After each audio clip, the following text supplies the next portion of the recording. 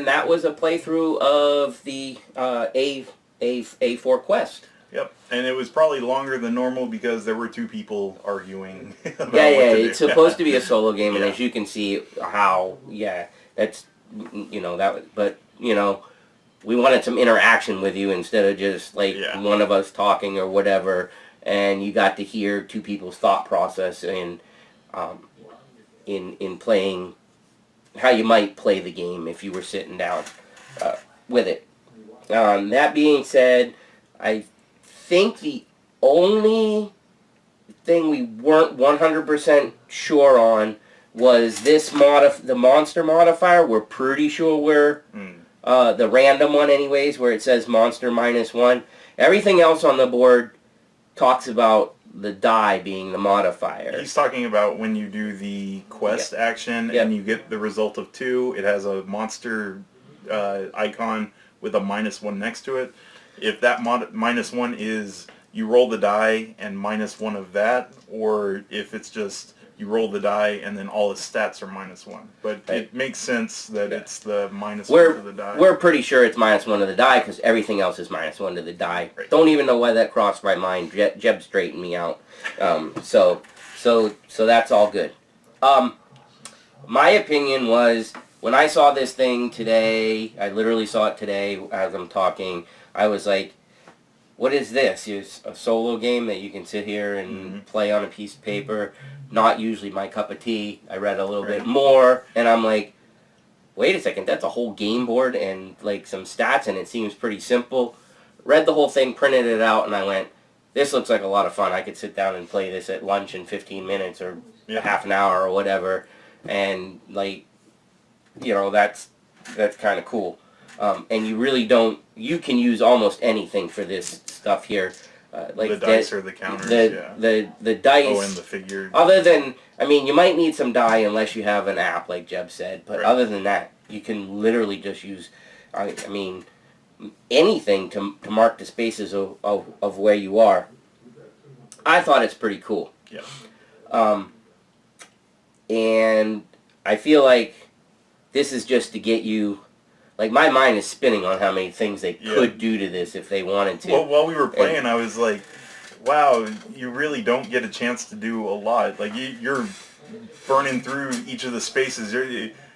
I felt like half the time we were resting just because, like, you burn the death stuff, and I think that's kind of the point. Yeah. One, to move quickly, and don't make a mistake with what you choose to do, because it's going to cost you, and it's going to cost you in health. Yeah. And that's rough, because if you don't end up, I think we got pretty lucky with the hunting with the sixes and getting a health and 2 food. That could have gone totally opposite.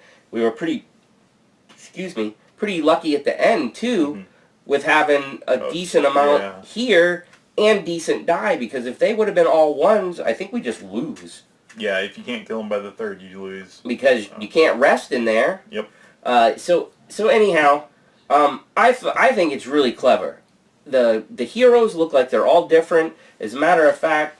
Yeah, I was looking to see the difference between the heroes, and it turns out that the other 2 heroes actually have abilities. I know you can't see this, but right up here, this archer has abilities and stuff. So... And there is a trade-off, like, when the ones with abilities have lower stats. So at least to start. So now you have to think about, how am I going to stat this guy up? We didn't even get to play with the crystals. We never got one because we looked at the chart and went, oh, we could have got a crystal earlier and forgot about it. I just completely missed that 9. It was, because it's 7 to 9. 9. And I'm like... And we could have hit one there. So, now, let me talk about, and Jeb chime in if you read some stuff too. We both read over the Kickstarter. I'm already in it. I'm going to be backing when I get back. So here's the deal. They have, again, the Kickstarter name is Page Quest. Right. And there's 2 main levels. Okay. So one of them is basically a physical, like you're getting a little box with some dice, some standees, cardboard standees of some main characters. I think there's some stretch goals for some other ones, but it's more like a physical game. Okay. Now, that physical game is for A4 Quest, Yes. not Page Quest. Well, Page Quest is kind of the same game, but we're getting there. He's right. Yeah. And then the other thing you can back is what Jeb is calling Page Quest, and the first one is called A4 Quest. Page Quest something artifacts. Mythical. Mythical artifacts or something like that. Now the key to this is basically it's all the print and play, but it's going to be an adventure. So they're going to give you like some starting characters. You're going to get kind of an adventure like this.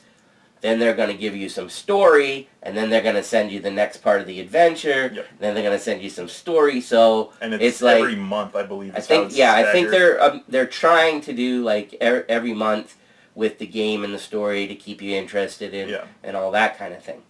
So each section is so you either get the print and play thing, which is the beginning of a new storyline. Or you do the physical thing, which is pretty much what you see here. There's some other things like you can get companions and stuff like that that this doesn't have, but that's a physical game. Each of those separately are $15. Right. Or you can pledge at $22 and get both. Now the downside is these guys are in Poland and the shipping from Poland sucks. Yeah. So we're in the U.S. if you didn't know. Right. We're in the U.S. There's no other way to say it. It seems like for what you're buying, it's high shipping, but shipping costs are going up. And to be fair, with the amount of Kickstarters that are out there, they are always U.S. friendly, and they're expensive for foreigners to back. So this is like the one time where it's like reversed. I don't think they actually did put a comment, I think in the FAQ. I don't think you probably read it, but they did the research. They said it'd be higher shipping if they went through the trouble to get it to the U.S. and then ship it out, I guess just because of the logistics of the game or whatever, than it is actually to send it from Poland. I don't know if that's true or not, but they said if whatever they looked into would have been $15 to send, and so they were like, well, might as well just ship it from here. So anyways, it's like $11 or $11.50 or something for shipping, which puts it at like what, $31? $30. To me, 33. If you get the physical and it doesn't cost a dime if you just do the print and play. There's no shipping. You just pay $15. Yeah, they're just going to email you when new content is ready. And I believe what is in the physical version, there's print and play out there somewhere. From what I read, it's already on BGG is all on BGG. Yeah. I haven't looked into it, so I'm not 100% sure, but I feel like that's the way it is, and that this physical version is for people to actually have something kind of like... Yeah, a little bit nicer and stuff like that. And I don't know, we haven't even looked yet, so if some of the other content, like I know on the Kickstarter page it says that there's companions, and they're going to unlock some other stuff, so... whether that stuff is on like the BGG files and stuff, I just don't know. So for me, I kind of like the idea of having a little physical one that I can show to people and stuff like that. But then on the side, I can go through these whole adventures at lunchtime or whatever. I think they did a pretty cool job. You can find little things like this so that you can have markers. Like even if you have other board games, you can just take from there. Take from there, or just go to like Michael's or Joann's or something like that, and go to the little wooden dollar store has like dollar store, whatever. Just a meeple or any other figure that you have laying around, or go buy the bones plastic ones that are $2 for skeletons or whatever you want, or make your own paper stick, glue some toothpicks together or something. I don't know. Anyways, if you can't tell, I thought this was a really cool idea. I'm just, like, if it would have just been the physical game, I probably wouldn't have been as excited. But when I saw they were going to do a whole series, like a subscription-based thing, where it's like, oh, this is print out a page to do the next part of the story. And then, like, you can be, oh, hey, Jeb, I played such and such today, kick butt, and Jeb's like, I got my butt kicked. I like how in that scenario, I'm the one getting my butt kicked. I thought you'd like that. Yeah, I know. Mickey, I rolled all ones today. Oh, guess what? I rolled all 6s, Jeb. So anyways, I think they did a brilliant job of putting something really simple together. Yep. But there's actually a lot of decisions to make, Mm-hmm. and they could go all over the place with the difficulty level. Yes. Speaking of that, there are a couple adjustments you can make to what you saw us play. One way to make it difficult, or more difficult, is to reduce the number of die that you have in the hero pool. I think that's how you up the difficulty. That's awful. It's already hard enough yeah. before. And the other thing is you can do random dungeons, and since this is just paper, you can actually cut out the different sections and then make a deck, shuffle them all up, and then reveal like what the next room is each time. So you don't have to play the sheet. You could actually make random dungeons and stuff like that. Yep. So. Which is a really good point, which was another thing that I thought was really cool. Exactly what Jeb's talking about. You can't see it, but if you notice the white line, there's actually like what looks like little perforation lines in there to cut along. So again, you can make into its own tile sections, and then this cuts out, so you always have your reference, so you can put that wherever you want. And the same thing for the heroes. This spot cuts off, so you can arrange that nicely in front of you however you want. I'm not sure if they have it where you can do it or not, but you can also like cut out other places, mix them all up, so everything's that is one of the other things that it said. This is supposed to be compatible to be able to mix stuff up. Now, I'm assuming that you wouldn't mix starter tiles. You'd pick one starter tile and one boss, and then mix whatever you wanted. And what I was thinking was you mix in, or you start with one starter and then mix in multiple bosses to make it kind of like a quest. So if you kill the first boss, you continue further. Oh, you can do like all kinds of stuff and Yeah. stack and put them in, like, here's this section, where's the boss going to show up? Here's this section, where's the boss going to... All kinds of things that, like, our brains are going like this. So my understanding is that all this stuff is supposed to be compatible with the... I hope I'm saying this right. I think it's compatible with the mystical artifacts. What's it called again? Something artifacts? I thought you said mystical artifacts. Something like that. Mythical artifacts, one of those. It's something like that. You see it on the Kickstarter page. But anyhow, even if they're not, you can make up your own stuff and do it. But I do know that the whole scenario part should be interchangeable because it's all the same story. But you're obviously going to want to play it a section at a time, and then you could probably replayability, go back and do whatever you wanted to it, because those all will be print out and you can cut them up and do it however you want. Unfortunately, let's see. You didn't read off the guys who Yeah. Oh, that's probably why I didn't. Get ready for the name butchering. Whoa! Okay, these guys must all be from Poland, and that's not a cut. I got Michael, I can say that, and I got Paul. I guess I don't know if an American was saying if it would actually be Paul, but it's Pawel, and Jaroslaw. And then the last names, I'm just not gonna try, guys. I just really not. But I really like your game. Yeah. So I'm done babbling, Jeb. You take it from here. All right. So I know we talked about a lot of the Kickstarter stuff. So let's talk about what we played. What are some things that you really liked about the game? I like as I always do, I really appreciate a decent game with simple mechanics. I thought it was pretty simple. Yep. It's pretty much move, battle if there's a battle, and then do an action. Yep. It's so simple. Everything's just revolves around the dice. So, even the charts on the bottom like tell you what they are. It's reading through the 3-page rules, which is so nice. You're able to understand it all. It makes perfect sense. I mean, aside from that one question we had, which might not even be a question to some people, I mean, it's like such a simple concept that they executed very well. Yep.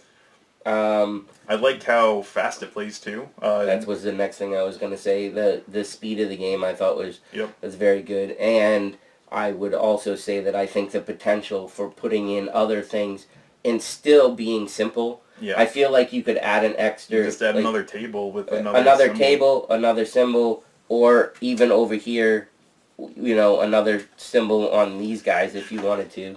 They have an act.